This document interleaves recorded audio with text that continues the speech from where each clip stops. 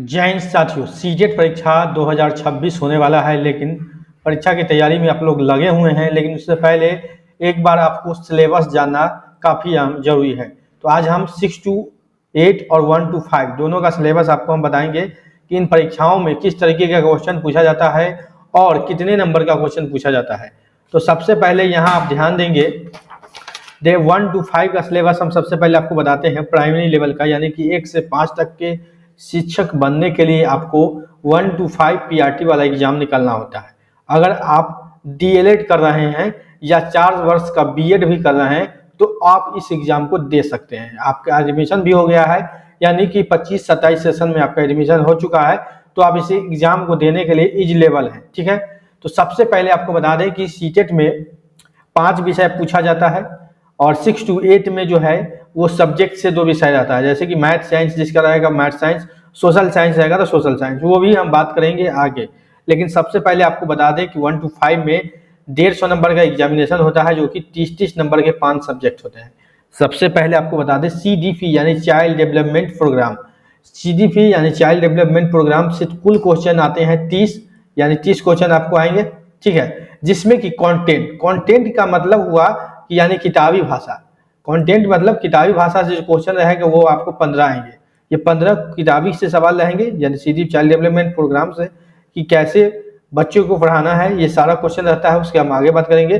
तो आपको कंटेंट से 15 नंबर का क्वेश्चन रहेगा और पेडागोजी जो कि मनोवैज्ञानिक आधार पर क्वेश्चन रहता है वो 15 रहेंगे। मनोवैज्ञानिक आधार पर कि बच्चे को पढ़ाने का तरीका कितना हो, क्या होगा, सबसे अच्छा क्या है, बच्चे किस गतिविधि को करता है, इन सभी टाइप के जो है वो सवाल पूछे जाएंगे। ठीक है, तो सीडीपी में 15 कंटेंट और 15 पेडागोजी। पेडागोजी के आप टैगवर्ड से भी निकाल सकते हैं, बना सकते हैं। पेडागोजी का भी अच्छा ट्रिक है, भी आप बना सकते हैं। लैंग्वेज 1 और लैंग्वेज 2 दो लैंग्वेज आपको इसमें अनिवार्य होता है। लैंग्वेज 1 में आप जो भाषा लेंगे वो लैंग्वेज 2 में नहीं ले सकते हैं, यानी दोनों लैंग्वेज में डिफरेंट लैंग्वेज रहना चाहिए। अगर आप लैंग्वेज 1 में हिंदी लेते हैं तो आप लैंग्वेज 2 में हिंदी नहीं ले सकते हैं। क्लियर बात। इसमें आपको इंग्लिश या संस्कृत या उर्दू जो भी भाषा सीटेट के पोर्टल पर रहता है, मतलब कि 15 भाषा से अधिक है, वो ले सकते हैं। जैसे कि आप एक तो हिंदी लेंगे, उसके बाद आप यहाँ पर आप ले सकते हैं जैसे कि बंगाली, उर्दू, इंग्लिश, संस्कृत। ज़्यादातर लोग संस्कृत और इंग्लिश लेते हैं, उर्दू लेते हैं। ठीक है, तो यहाँ लैंग्वेज 1 में आप देखेंगे हिंदी रहेगा तो 15 नंबर का कंटेंट रहेगा, 15 नंबर का पेडागोजी रहेगा। ठीक है, उसके बाद लैंग्वेज 2 की बात बोले तो संस्कृत लीजिए या इंग्लिश लीजिए, उसमें भी आपको 30 नंबर के क्वेश्चन आते हैं, जिसमें कि 15 कंटेंट यानी किताबी भाषा और 15 जो है वो बाहरी भाषा यानी मनोवैज्ञानिक आधार के क्वेश्चन रहेंगे। ठीक, उसके बाद ईवीएस रहेंगे, यानी पर्यावरण से सवाल आते हैं प्राथमिक लेवल में, जिसमें कि भी 15 नंबर कंटेंट से आते हैं और 15 नंबर कंटेंट से आते हैं। 15 नंबर पेडागोजी के आते हैं। पेडागोजी सेक्टर हमने पहले बोला है मनोवैज्ञानिक, ये अच्छा मतलब कि ईवीएस पढ़ाने का बच्चों का क्या अच्छा तरीका है, ईवीएस बच्चों कैसे सीखेंगे, पेडागोजी इस टाइप का क्वेश्चन रहता है। मैथ में भी कंटेंट रहेगा, मैथ बेसिक लेवल का रहता है, जिसमें कि आप एचसीएफ, एलसीएम आप यहाँ पर कर सकते हैं। थोड़ा बड़ा लाभ हानि का परसेंटेज का सवाल आपको 15 नंबर का रहेगा। उसके बाद पेडागोजिकल सवाल जो रहेगा मनोवैज्ञानिक आधार का, वो 15 क्वेश्चन रहेगा। तो यानी 1 to 5 में जो सिलेबस है यही है। 150 में 75 number content, 75 number pedagogy. Pedagogy को आप अगर नहीं समझ में आता है तो आप टैगवर्ड के आधार पर भी एलिमिनेट कर सकते हैं, छाट सकते हैं, बना सकते हैं।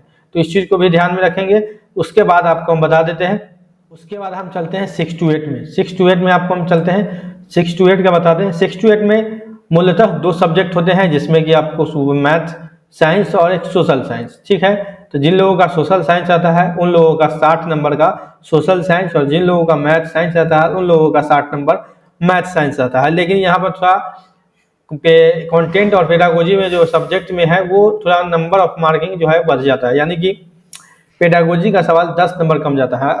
आपको हम बता दें, सबसे पहले आप देखेंगे सीडीपी में 30 नंबर के इसमें भी क्वेश्चन होते हैं और कंटेंट 15 नंबर के और 15 नंबर के पेडागोजी।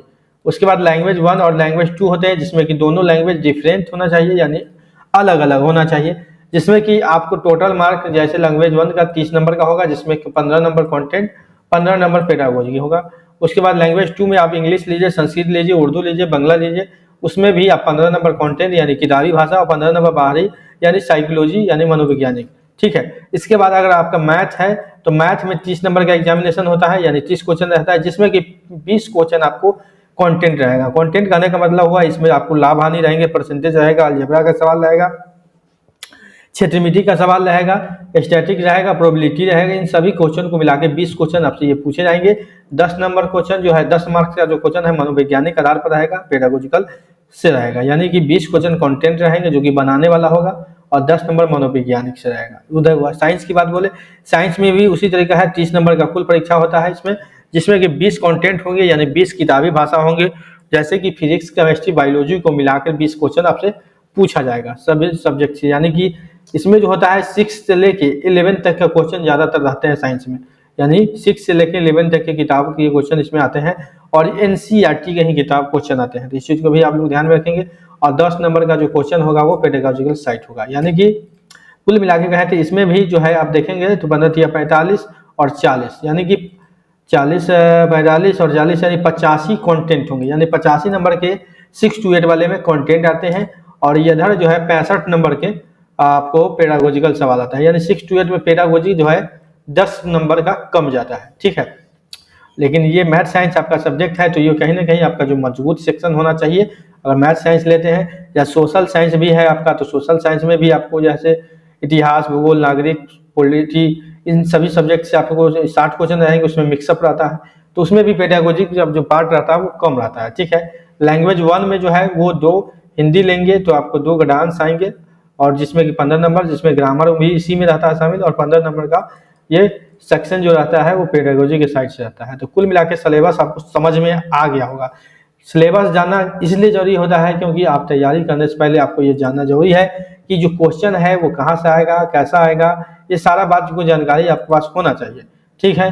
तो आप अगर शिक्षक बहाली की तैयारी करते हैं और चाहते हैं कि आगे भी हमको शिक्षक बहाली से जो है वो अपडेट, सीटेट, बीटेट या कोई भी बिहार में शिक्षक बहाली हो या भारत के अंदर हो जानकारी चाहते हैं, तो नौकरी इंडिया के साथ बने रहें। चैनल को सब्सक्राइब नहीं किया है तो सब्सक्राइब कर लें, पेज को फॉलो कर लें, वीडियो को लाइक कर लें। मिलते हैं अगले वीडियो में।